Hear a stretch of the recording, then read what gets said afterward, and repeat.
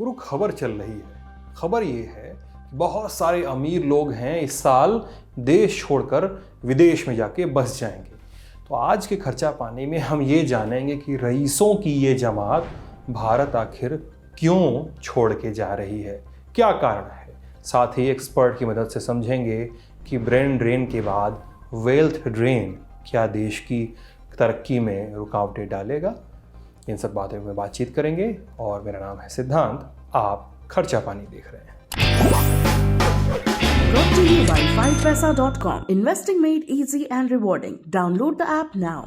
खबरें हैं कि इस साल 8,000 से ज़्यादा हाई नेटवर्थ इंडिविजुअल्स यानी HNI भारत छोड़कर विदेशों में बस जाएंगे। छोटे शब्दों में कहें, बहुत अमीर लोग। अब दुनिया भर के अमीरों को विदेशों का वीज़ा दिलवाने में मदद करने वाली कंपनी हेनली एंड पार्टनर्स की एक रिपोर्ट में ये खुलासा हुआ है। इस रिपोर्ट के मुताबिक भारत में टैक्स को लेकर सख्त कानूनों और ताकतवर पासपोर्ट पाने की लालसा के चलते देश के ये रईस भारत से विदेशों का रुख करेंगे। रिपोर्ट के अनुसार इनमें से कई युवा उद्यमियों को लगता है कि दुनिया भर में अपने बिजनेस को आगे बढ़ाने के लिए उन्हें भारत छोड़ना ठीक लगता है, फैसला ठीक है। हालांकि रिपोर्ट से ये भी पता चला है कि भारत में अगले 10 सालों में तेजी से अमीरों की तादाद में इजाफा होगा, यानी देश में डॉलर मिलियनियर्स और बिलियनियर्स की संख्या अगले 10 सालों में 80% बढ़ जाएगी। और दुनिया के विकसित देशों के मुकाबले भारत में जहां अगले 10 साल में अमीरों की तादाद 80% बढ़ेगी, वहीं अमेरिका में ये केवल 20%, फ्रांस, जर्मनी और इटली और ब्रिटेन में 10% बढ़ेगी। आगे बढ़ने से पहले ये समझते हैं कि HNI या डॉलर मिलियनियर्स होते क्या हैं, टेक्निकल परिभाषा क्या है। भारत में HNI उनको कहते हैं जिन लोगों के पास निवेश के लायक कम से कम 5 करोड़ रुपए की धनराशि है, यानी ऐसे लोग जिनका पैसा शेयर बाजार, बॉन्ड इत्यादि में लगा हुआ है और जिनके डीमैट अकाउंट और बैंक खाते में कुल मिलाकर 5 करोड़ से ज़्यादा रकम है, कुछ मामलों में 7 करोड़ से भी ज़्यादा। अब इस पैसे में घर, कार वगैरह को शामिल नहीं किया जाता है। मसलन अगर किसी के पास गाड़ी, बंगला, फार्म हाउस, ज़मीन बहुत कुछ है और इनकी कीमत 10 करोड़ भी है, लेकिन निवेश करने के लिए 5 करोड़ से कम रुपए हैं, तो उसे HNI की कैटेगरी में नहीं गिना जाता है।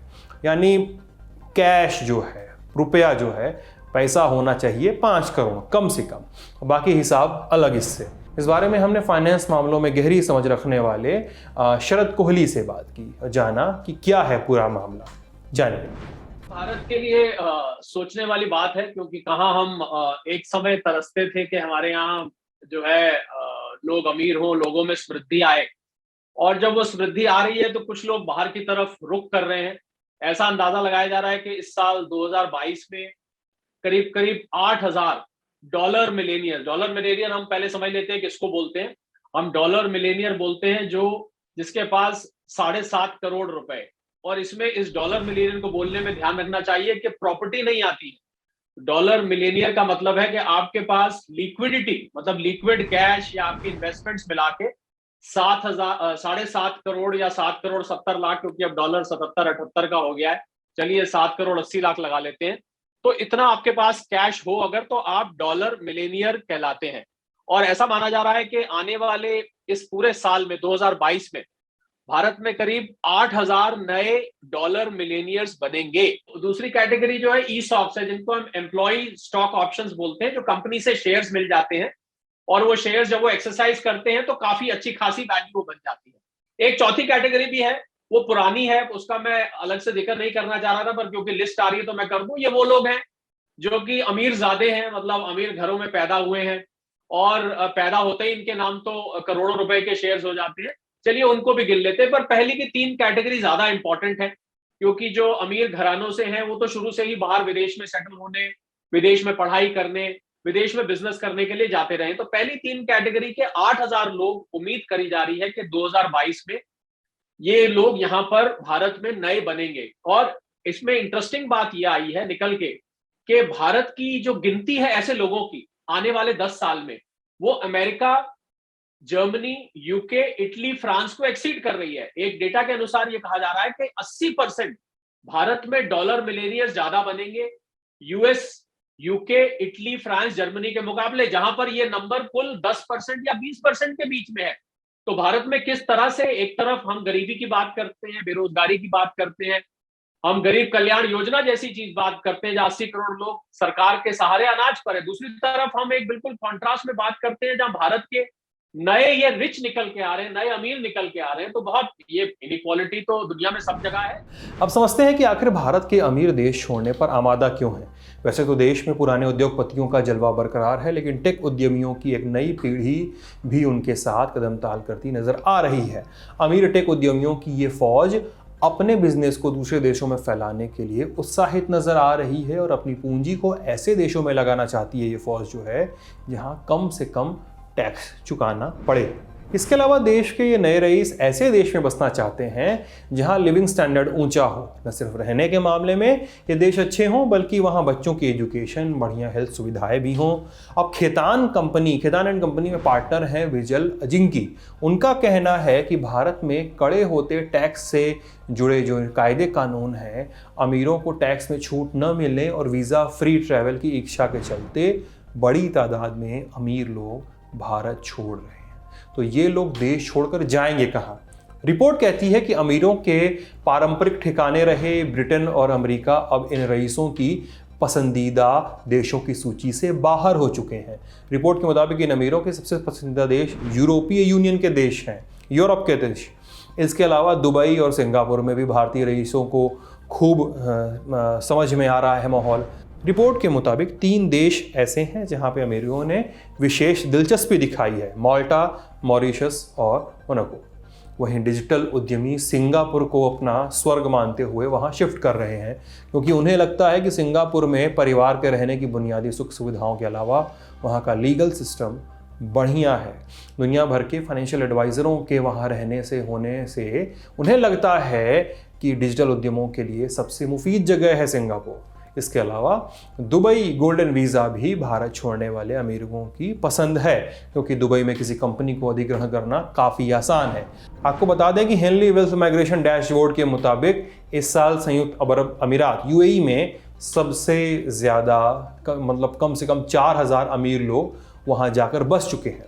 इसके बाद ऑस्ट्रेलिया का नंबर आता है 3500, सिंगापुर 2800, यहाँ पे इतने भारतीय जाके रहे हैं। इसके अलावा इसराइल में 2500, स्विट्जरलैंड में 2200 और अमेरिका में 1500 लोगों के जाने का अनुमान है।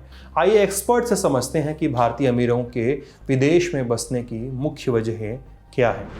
मैंने कुल 9 कारण निकाले हैं भारत से बाहर क्यों ये जो रिच हैं, जो डॉलर मिलेनियर्स हैं, ये भारत से बाहर क्यों जाते हैं। जो सबसे मुख्य रीजन निकल के आता है वो है स्टैंडर्ड ऑफ लिविंग। इनको जो रहन सहन का तरीका है वो इनको चाहिए विदेशों वाला मतलब जहां पर सब चीज ऑटोमेटिक हो, सब चीज एक सिस्टम से चलती हो, और स्टैंडर्ड ऑफ लिविंग, मकान अच्छे हो, सड़कें अच्छी हो, इंफ्रास्ट्रक्चर अच्छे हो, बाकी जो एक आम जीवन के लिए सुविधाएं होती हैं इनको वो वहां पर अच्छी दिखाई देती हैं। देखिए, मैं ये एंडोर्स नहीं कर रहा कि अच्छी होती हैं, मैं ये कह रहा हूं कि इनको अच्छी दिखाई देती हैं। दूसरा एक कारण निकल के आता है टैक्स कंट्रोल्स के। यहां पर जो टैक्स के अब नियम आए हैं जिसके अंतर्गत आपको विदेश में कुछ भी हो डिक्लेयर करना है, अब यहां पर टैक्स से बचने के रास्ते बहुत कम रह गए हैं। टैक्स में इंडिविजुअल टैक्सेशन को हम देखें तो पिछले कई सालों से कोई ऐसा विशेष फेरबदल इसमें नहीं किया गया है जो कि इंडिविजुअल टैक्स पेयर को राहत दे। ये भी इनको, और ऐसे बहुत सारे देश हैं जहां पर इंडिविजुअल्स को टैक्स में रेट्स भी कम है और कई राहत भी हैं, तो ये भी एक कारण बन जाता है इनके वहां पर माइग्रेट करने का।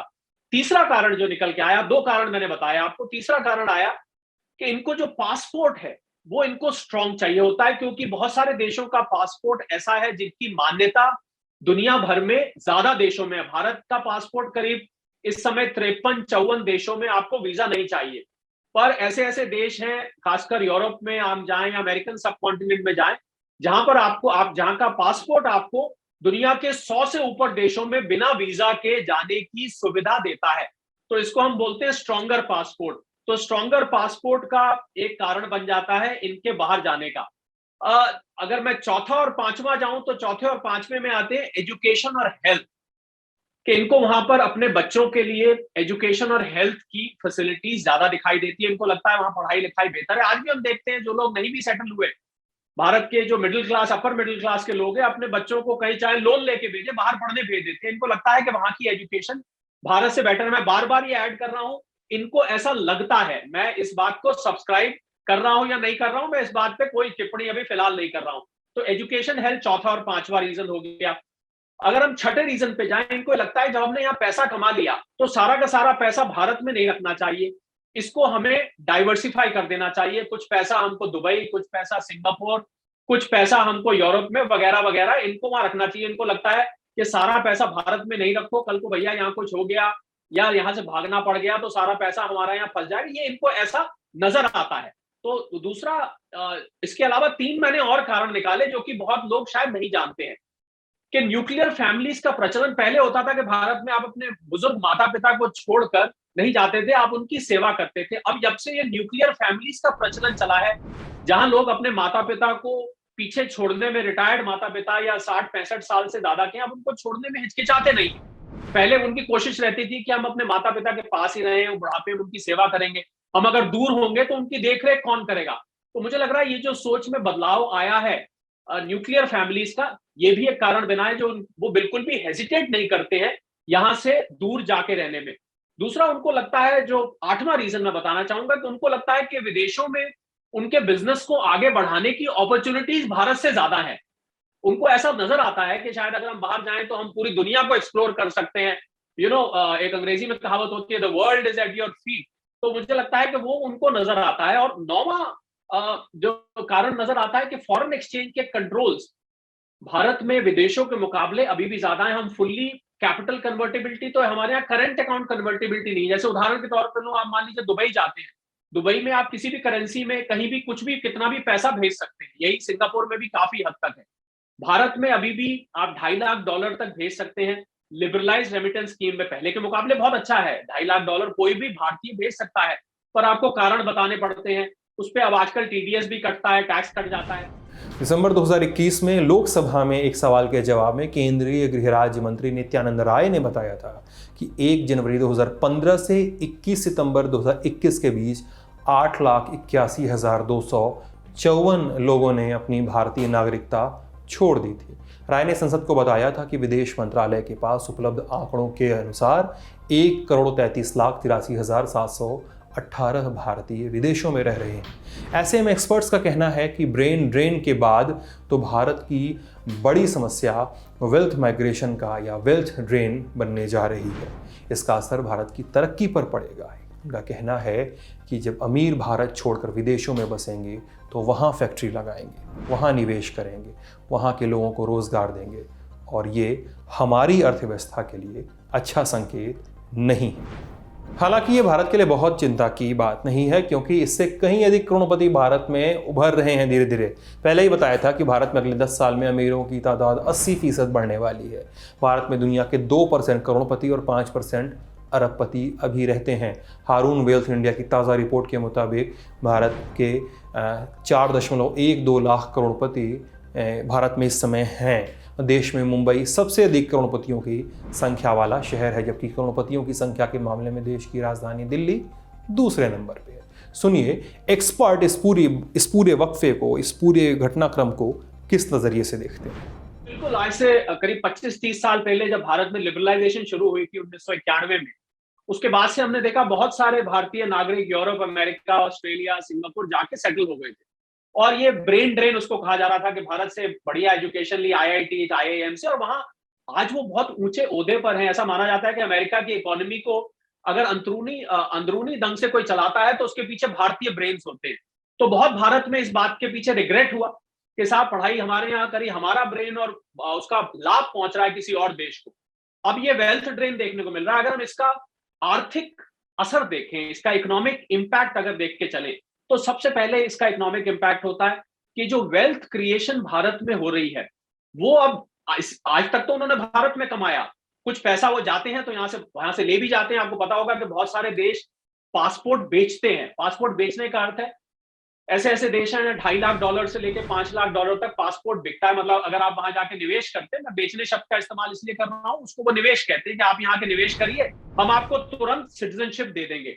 तो भारत से वेल्थ उठ के बाहर जाती है। तो मुझे लग रहा है वेल्थ क्रिएशन जो भारत में हो रहा है, अगर वो भारत में ही रहे तो उसका लाभ मिलता है, क्योंकि वेल्थ क्रिएशन आपको देश की समृद्धि लाने में सहायक होती है, अगर हम इकोनॉमिक पॉइंट ऑफ व्यू से देखें।